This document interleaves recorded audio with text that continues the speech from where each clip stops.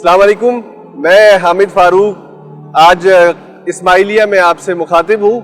आज हमारे लिए खुशी का दिन है कि हम फिर से गज़ा के मुसलमानों की मदद के लिए अल-खिदमत के प्लेटफॉर्म से और हमारी जो पार्टनर ऑर्गेनाइजेशन है चैरिटी ऑस्ट्रेलिया उसकी तरफ से ये इमदाद के ट्रक यहाँ से रवाना कर रहे हैं।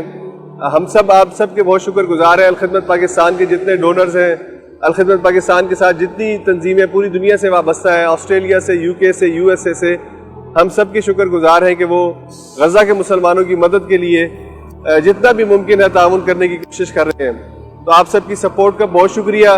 गज़ा को बहुत बड़े लेवल पर और बहुत बड़े पैमाने पर आपकी मदद की ज़रूरत है, तो अपनी सपोर्ट को जारी रखें। आपने अल-खिदमत के साथ जो ताउन किया और अल-खिदमत पर जो ट्रस्ट किया है, हम सब आपके शुक्रगुजार हैं।